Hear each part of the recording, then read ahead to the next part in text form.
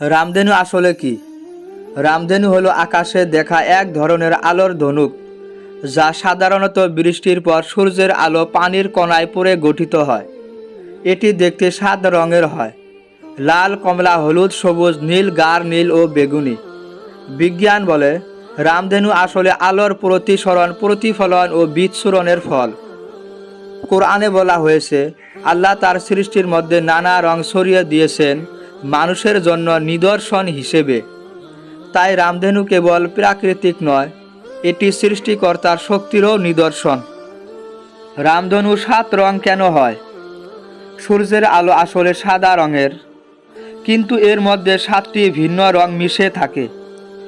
যখন এই আলো পানির ফোঁটার মধ্যে প্রবেশ করে, প্রতিটি রং আলাদা কোণে বাঁকে।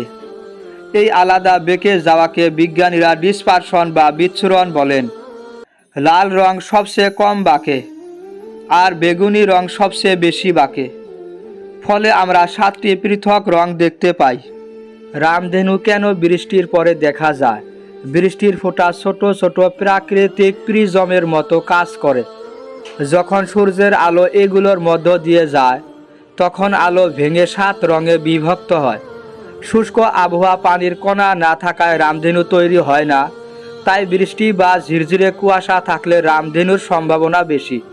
এটি সাধারণত সূর্যের বিপরীত দিকে দেখা যায়। রামধেনুর আকার সব সময় ধনুকের মতো কেন? পানির ফোঁটার আকার গোলাকার, তাই আলো প্রতিসরণ ও প্রতিফলনের পর নির্দিষ্ট কোণে বের হয়। প্রতিটি ফোঁটা থেকে একই কোণে আলো বের হওয়ায় আমরা ধনুক আকার দেখি। পৃথিবীর মাটিতে দাঁড়িয়ে আমরা শুধু অর্ধেক দেখতে পাই, কিন্তু আকাশ থেকে বা বিমানে পুরো গোলাকার রামধনু দেখা সম্ভব। এটা আসলে একটি পূর্ণ বৃত্তাকার আলোর চক্র। রামধনু কি সব জায়গায় দেখা যায়? না, এটি শুধু তখনই দেখা যায় যখন সূর্য আকাশে নিচু থাকে এবং বাতাসে পর্যাপ্ত পানির কণা থাকে। সকাল ও বিকেলে রামধনুর সম্ভাবনা বেশি। মরুভূমি বা শুষ্ক অঞ্চলে রামধনু বিরল, কিন্তু পাহাড়ি এলাকা ও সমুদ্রের কাছাকাছি এটি বেশি দেখা যায়। এমনকি জলপ্রপাতের ধারে দাঁড়ালেও ছোট্ট রামধনু দেখা যায়।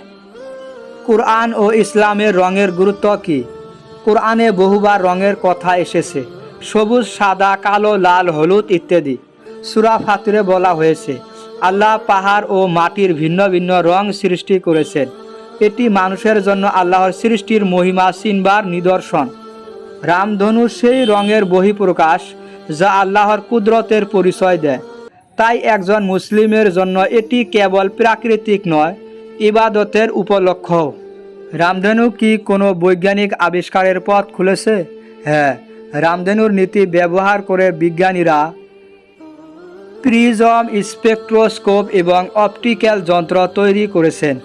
জ্যোতির্বিজ্ঞানীরা দূরের তারকার আলো বিশ্লেষণেও এই পদ্ধতি ব্যবহার করেন। এমনকি আধুনিক ফাইবার অপটিক প্রযুক্তির ভিত্তিতেও আলো প্রতিসরণ ব্যবহার হয়। প্রকৃতির এই সৌন্দর্য তাই প্রযুক্তিরও শিক্ষক।